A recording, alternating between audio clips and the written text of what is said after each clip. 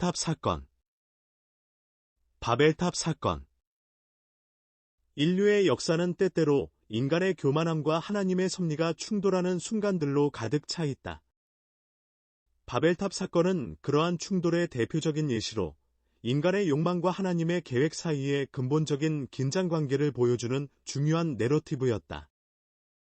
이 사건은 단순한 역사적 기록을 넘어 인간의 본성과 하나님의 주권에 대한 깊은 신학적 통찰을 제공했다. 당시 사람들은 하나님의 뜻에 반하여 자신들의 능력과 야망을 과시하고자 했다.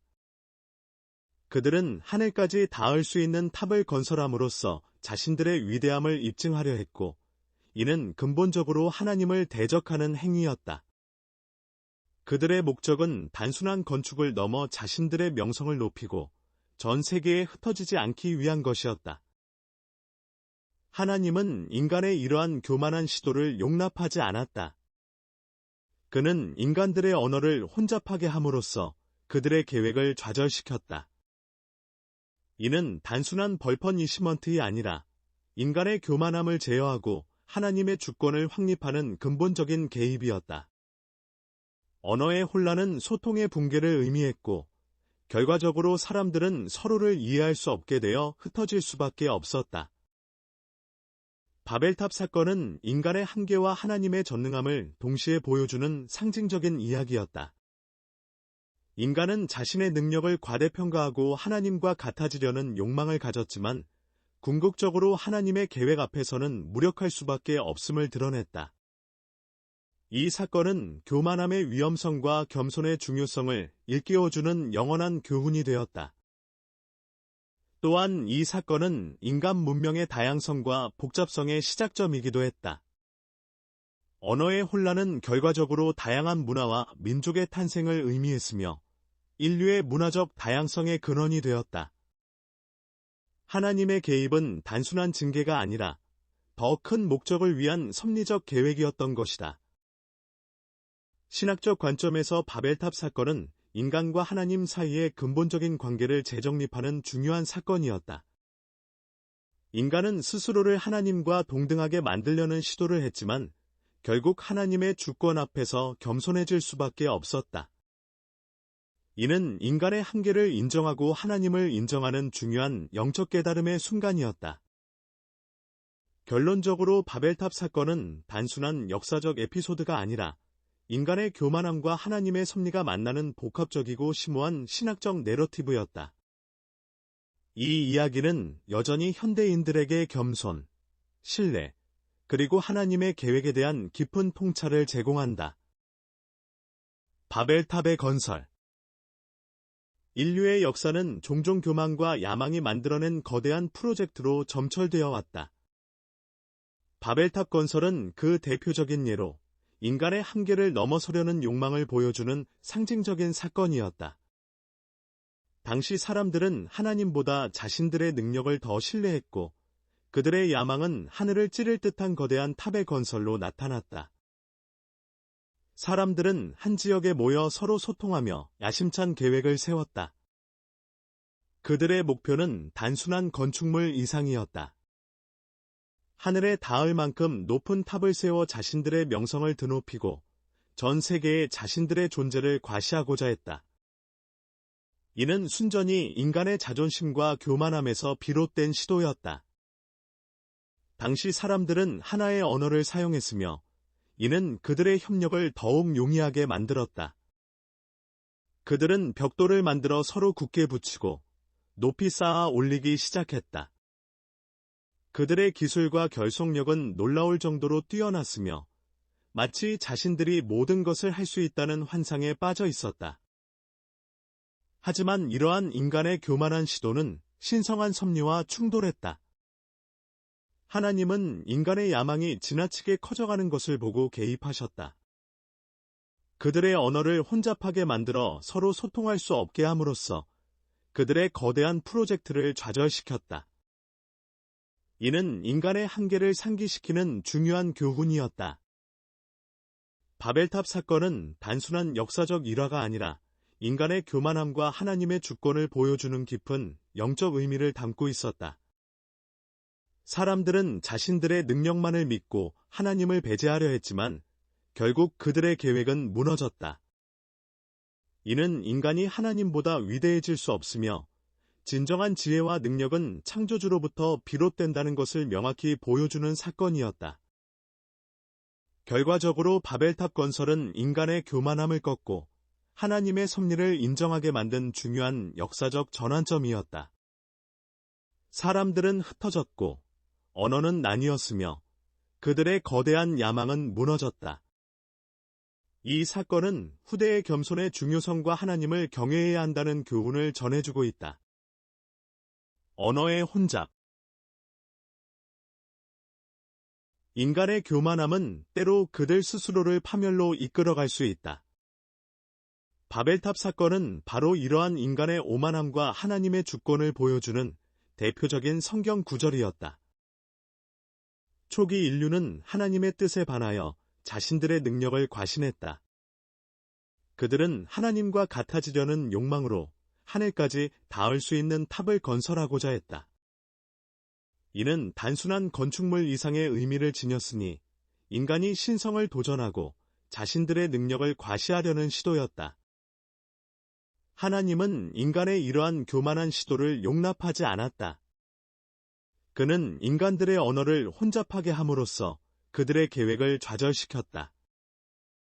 언어의 혼란은 소통의 붕괴를 의미했고 결과적으로 그들의 건설 계획은 완전히 중단될 수밖에 없었다. 이 사건의 깊은 의미는 인간의 한계를 깨닫게 하는 것이었다. 하나님은 인간에게 지혜와 능력을 주셨지만 그 능력을 오용하거나 교만하게 여기는 것을 용납하지 않으셨다. 언어의 혼잡은 인간에게 겸손을 가르치는 신성한 교훈이었다. 언어의 분산은 또한 인류를 여러 민족과 문화로 나누는 결과를 가져왔다. 이는 단순한 처벌이 아니라 하나님의 더 큰 섭리의 일부였다. 서로 다른 언어와 문화를 통해 인간은 다양성을 경험하고 서로를 이해하는 새로운 방식을 배우게 되었다. 이 사건은 인간의 한계와 하나님의 절대적 주권을 동시에 보여주는 중요한 성경적 교훈이었다. 인간은 자신의 능력을 과신하지 말고 겸손히 하나님을 인정해야 한다는 근본적인 메시지를 전달했다. 바벨탑 사건은 단순한 역사적 이야기가 아니라 인간의 본성과 하나님의 섭리를 깊이 있게 성찰하게 만드는 영적 교훈이었다.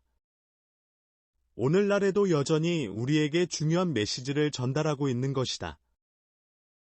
아브라함의 이야기. 고대 근동 지역의 메소포타미아 우르 지방에서 시작된 아브라함의 이야기는 인류 구원 역사에서 매우 중요한 전환점이었다. 당시 우르는 다신교 문화가 팽배했으며 수많은 신들을 섬기는 사회였다.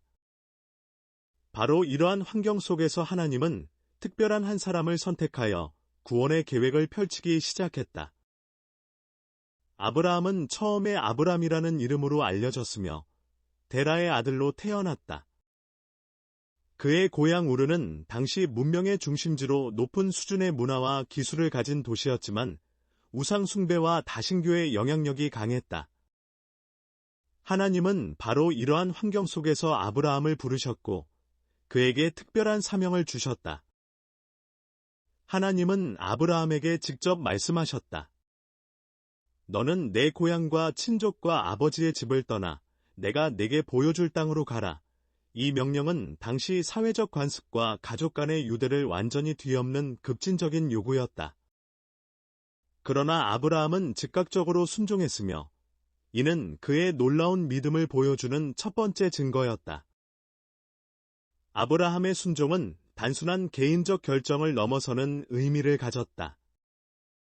그는 하나님께서 자신을 통해 새로운 민족을 일으키고 세상의 구원의 길을 열어갈 것임을 믿었다. 그의 믿음은 당시 사회의 모든 관습과 논리를 뛰어넘는 초월적인 믿음이었다. 오직 보이지 않는 하나님만을 신뢰하고 그의 약속을 전적으로 믿었다. 여정은 결코 쉽지 않았다. 아브라함은 가나안 땅으로 이주하면서 수많은 어려움과 도전을 겪었다.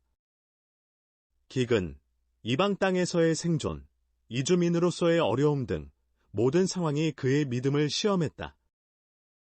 그러나 그는 하나님의 약속을 의심하지 않았고 계속해서 순종의 길을 걸었다. 특히 아브라함의 믿음은 그의 나이 늦은 시기에 아들을 얻는 과정에서 더욱 분명하게 드러났다. 사라는 이미 출산 가능한 나이를 훨씬 지났지만 아브라함은 하나님의 약속을 믿었다.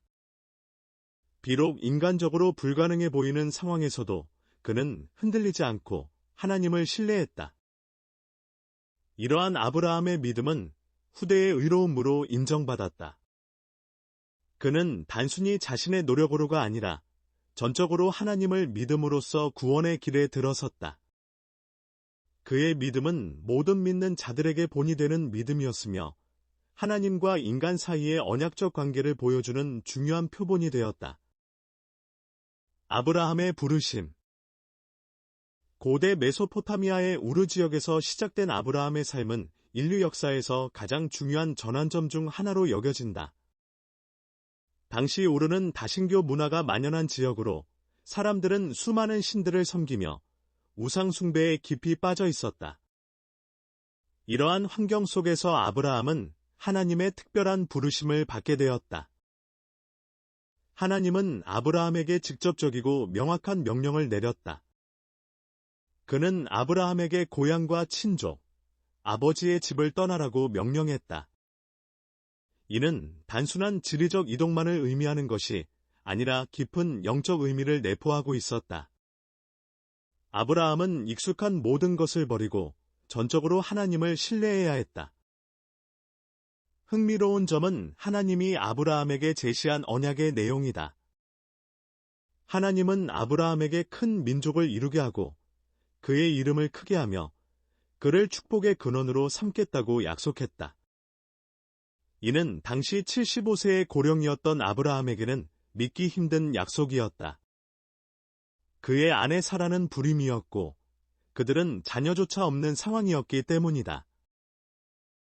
그럼에도 불구하고 아브라함은 즉시 순종했다. 그는 하나님의 말씀을 전적으로 믿었고 알 수 없는 미래를 향해 믿음으로 나아갔다.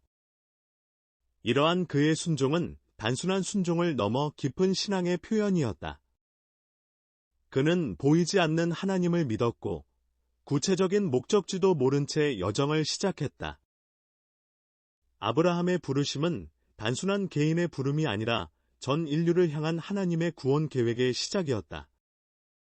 그는 이후 이스라엘 민족의 시조가 되었고 새 대륙을 아우르는 믿음의 전통을 세웠다.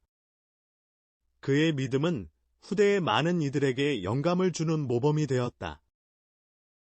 특히 아브라함의 순종은 조건 없는 신뢰를 보여주는 대표적인 예이다.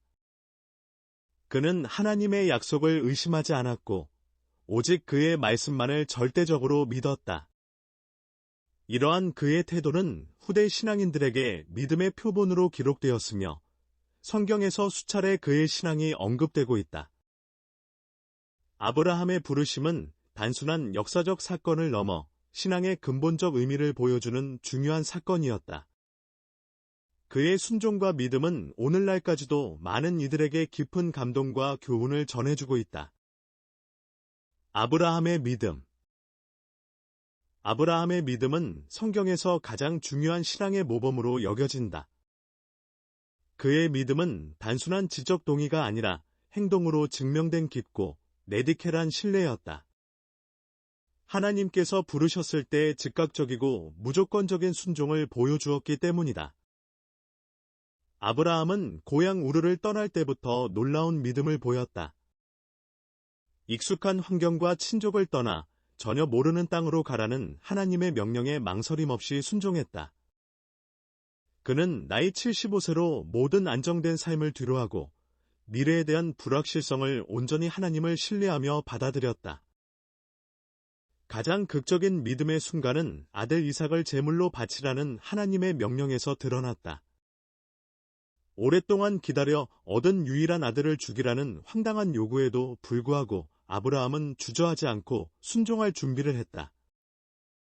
이는 단순한 맹목적 순종이 아니라 하나님의 절대 주권과 신실하심을 깊이 믿었기 때문이었다. 아브라함의 믿음은 불확실성 속에서도 변함없는 신뢰를 의미했다. 자녀를 갖지 못할 것 같았던 상황에서도 하나님의 약속을 의심하지 않았다.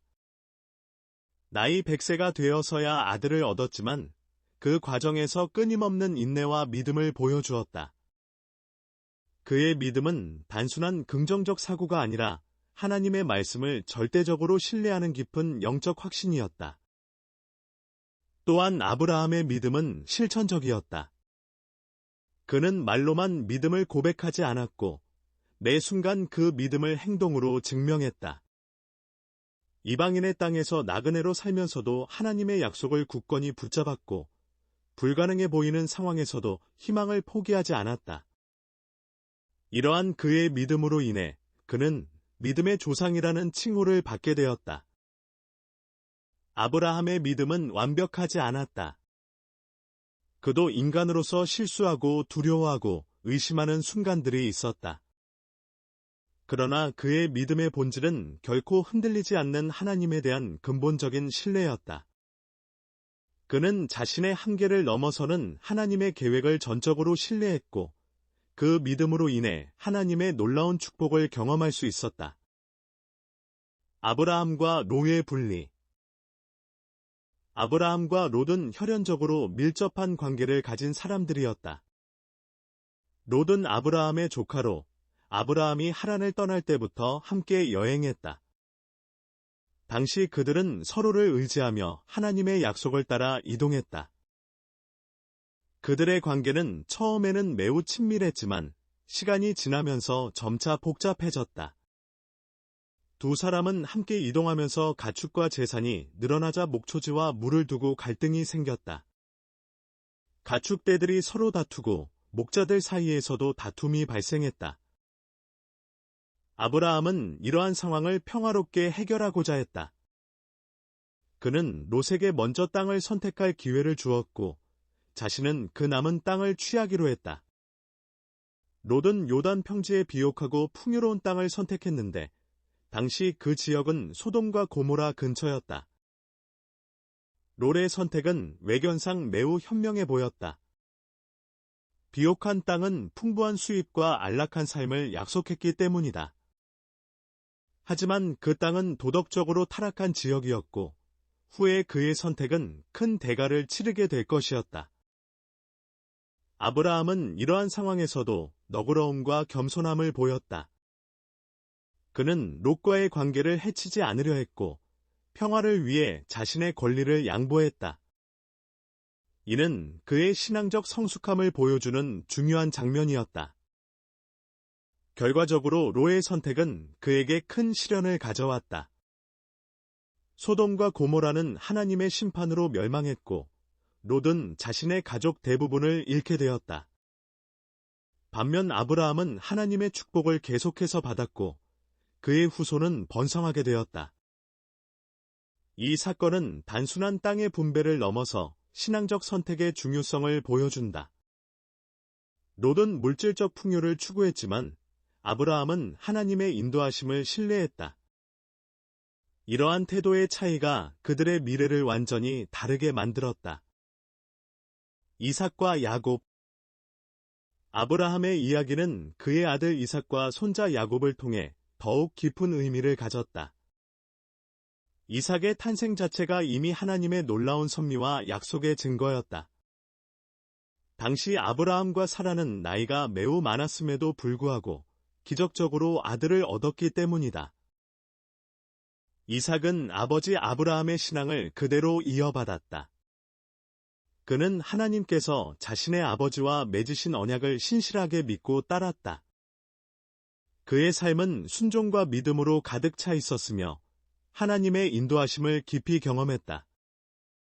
이삭은 자신의 아내 리브가와 함께 하나님의 계획 가운데 살아갔다. 야곱의 이야기는 더욱 복잡하고 흥미로웠다. 그는 쌍둥이 형제에서와 태어나면서부터 독특한 운명을 가졌다. 야곱은 처음부터 기민하고 꾀를 내는 성격을 가졌으며 형의 장자권을 속임수로 빼앗을 정도로 야심찼다. 그의 이름 자체가 속이는 자라는 의미를 가지고 있을 정도였다. 야곱의 삶에서 가장 중요한 전환점은 브엘세바에서 꿈을 꾼 사건이었다. 그는 하나님의 사다리를 보는 꿈을 통해 하나님의 직접적인 계시를 받았다. 이 꿈에서 하나님은 야곱에게 아브라함과 맺으셨던 동일한 언약을 확정해 주셨다. 하나님은 야곱의 후손을 통해 큰 민족을 이루실 것임을 약속하셨다. 야곱은 후에 라반의 집에서 20년간 머물며 많은 어려움을 겪었다. 그는 라반에게 속았고 여러 번의 힘든 상황을 견뎌내야 했다. 그러나 하나님은 야곱과 함께 하시며 그를 보호하고 축복하셨다. 그는 라헬과 레아를 아내로 맞이했고 12아들을 얻었으며 이스라엘 민족의 기초를 놓았다. 야곱의 삶은 인간의 연약함과 하나님의 놀라운 은혜를 동시에 보여준다. 그는 처음에는 속이는 자였지만 결국 하나님에 의해 변화되어 이스라엘이라는 새로운 이름을 받았다. 그의 이야기는 하나님께서 불완전한 인간을 어떻게 사용하시고 변화시키는지를 보여주는 놀라운 예이다. 결국 이삭과 야곱의 이야기는 단순한 개인의 삶을 넘어서 하나님의 구원 계획의 중요한 부분이었다. 그들을 통해 하나님은 언약의 약속을 이어가셨고 후에 오게 될 구원의 길을 예비하셨다. 이 이야기는 오늘날을 살아가는 우리에게도 여전히 깊은 영적 교훈을 전해준다. 이삭의 탄생. 아브라함의 삶에서 가장 기대와 희망으로 가득했던 순간은 바로 이삭의 탄생이었다. 당시 아브라함과 사라는 이미 고령이었고 아들을 갖기를 간절히 소망했다. 하나님은 그들에게 불가능해 보이는 약속을 주었고 그 약속은 기적적으로 성취되었다. 사라는 90세, 아브라함은 100세였을 때 이삭이 태어났다. 이는 인간의 능력으로는 절대 불가능한 일이었다. 의학적으로 불임 상태였던 부부에게 자녀가 태어난 것은 순전히 하나님의 개입과 은혜였다. 사라는 처음에는 하나님의 약속을 믿지 못하고 비웃었지만 결국 그 약속이 성취되는 기적을 목격했다. 이삭의 이름은 웃음이라는 뜻을 가지고 있었다. 이는 사라가 처음에 하나님의 약속을 듣고 웃었던 사건과 연관되어 있었다. 하나님은 그들의 불신앙에도 불구하고 변함없는 사랑과 약속을 지켰다.